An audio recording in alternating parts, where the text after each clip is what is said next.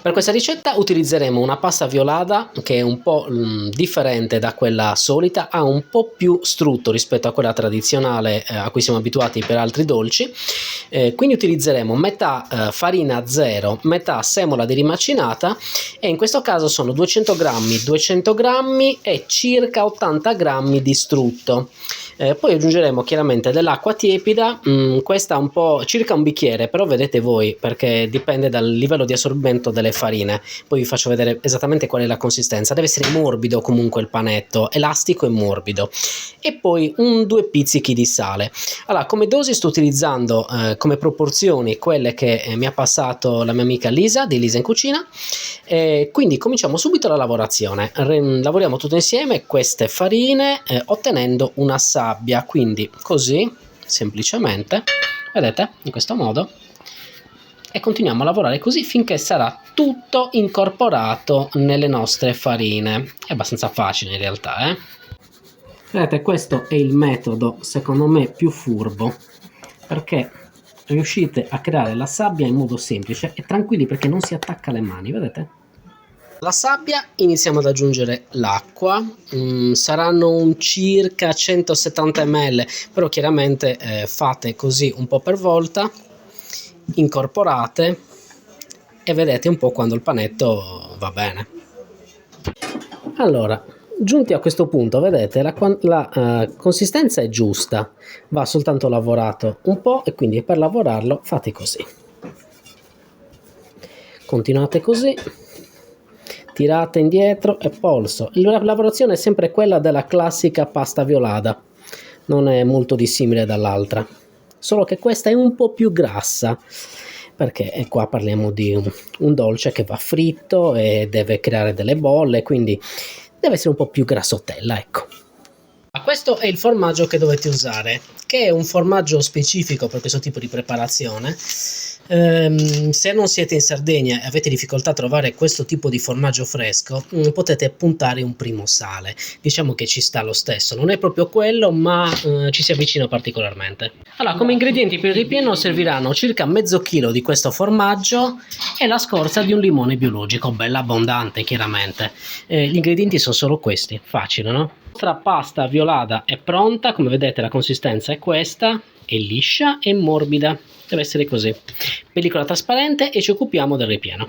Allora, il formaggio lo tagliate così o a cubetti, insomma, potete anche grattugiarlo se riuscite, insomma, va bene così. E poi padella antiaderente questo tipo e cominciamo a mettere il nostro formaggio qua e andare a fuoco lento fino a farlo sciogliere del tutto. Quando sarà del tutto sciolto andremo a spegnere il fornello, aggiungeremo la scorza del limone, gireremo per bene, deve essere tutto ben amalgamato e a quel punto sarà pronto. Dovremo semplicemente trasportarlo su dei fogli di carta forno e cominciare a tagliare le forme che ci serviranno, di dischetti di 7 cm circa di diametro.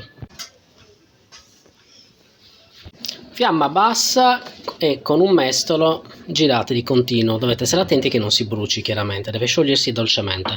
È un lavoro un po' da fare in due, mentre lì la mia assistente sta facendo il formaggio, qui prepariamo una tovaglia un po' spessa, prendete una tovaglia vecchia, a volte non vi finisca del formaggio e la rovina, e utilizzate della carta forno in questo modo, così andremo a rovesciare qua la nostra fonduta di formaggio con il limone a quel punto e la ricopriremo con altra carta forno in modo da dargli la forma, oppure anche con un cucchiaio potete stenderla facilmente. Deve essere comunque di uno spessore di circa mezzo centimetro, non di più.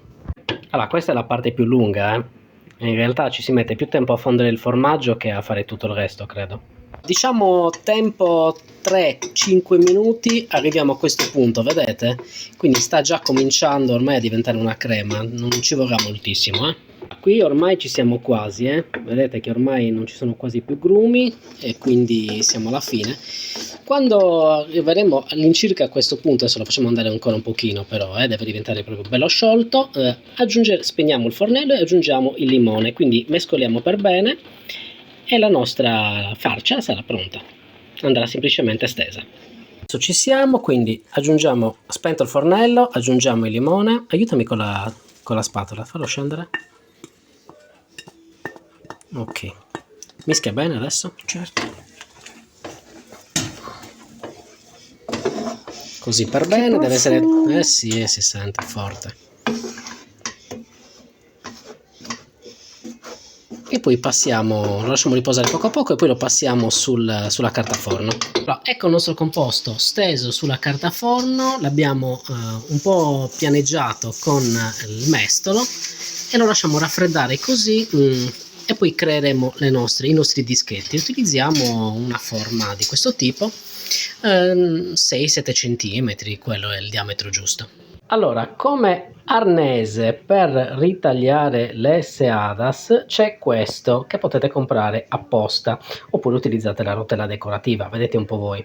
Questo è quello più tradizionale, semplice, che si usava un tempo, è quello vecchio. Però con la rotella secondo me vengono più carine, quindi useremo la rotella. Utilizzeremo questa. Una rotella, questa, se volete sapere, è quella numero 7. Vi consiglio di utilizzarla in questo senso, in modo che vengano delle ondine che vengono verso l'esterno. Se invece la usate così vengono delle punte, ma è più carina in questo senso. Allora, abbiamo ricavato i cerchietti, come vedete, intanto sta ancora raffreddando, così sarà ancora più facile. Dunque, se vedete che è troppo liquida come fonduta, potete aggiungere un cucchiaino di semola di rimacinata. Noi abbiamo preferito non aggiungere niente per farlo un po' più tradizionale, proprio casereccio, però volendo si può fare e vi rende le cose più facili, chiaramente. Bene, it's time for pasta. A questo punto dobbiamo semplicemente ricavare dei pezzi di questa pasta, dei rettangolini che siano capaci di supportare la dimensione del nostro dischetto, chiudere, ritagliare come meglio credete, o con questo o con la rotella, scegliete voi, e poi si frigge. Pasta, guardatela, stupenda, deve essere così, Iniziamo la stesura. Come vedete è una pasta che si stende facilmente, non c'è bisogno di aggiungere farina sul banco. Questa è una pasta molto elastica e che non si appiccica, vedete? Quindi bene così.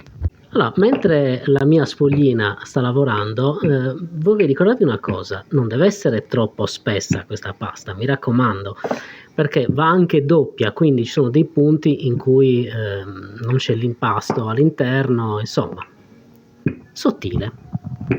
Tanto è una pasta che tiene, tranquilli.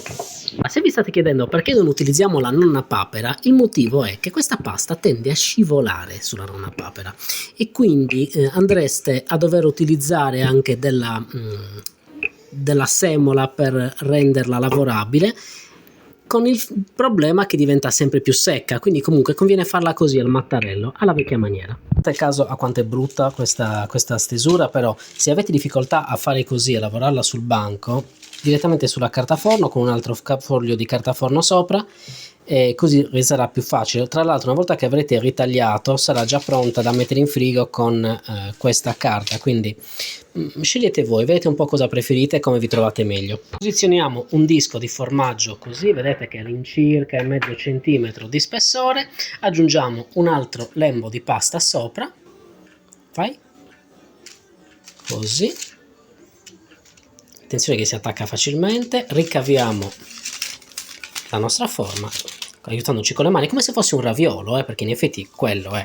In effetti questi nascono inizialmente non come un dolce, ma una cosa diversa, quindi siamo un po' noi che l'abbiamo trasformato negli anni in un dolce tradizionale. Così, e poi andiamo a ritagliare. Se dovesse formarsi un po' d'aria, così, una puntina, fate un foro, la fate uscire, così, e poi tappate. Nessuno se ne accorgerà. Abbiamo fatto il segno con questo per darci un'indicazione, vedete? E poi con la rotellina andiamo a incidere tutto attorno, vedete? Così. Eccola, la nostra cebadas, pronta per andare nell'olio. Con queste dosi siamo riusciti a farne 10. Quindi sono 10 belle cicciotte, come vedete. E niente. Ci vediamo alla frittura. Eccole qui, dopo la frittura e dopo una generosa dose di miele, Questo chiaramente a vostra discrezione, scegliete voi che cosa utilizzare. Io vi consiglio un miele che punti un po' sull'amaro perché ci sta bene. Questo è il risultato che abbiamo ottenuto. Che ne pensate? Provate questa ricetta e buon appetito!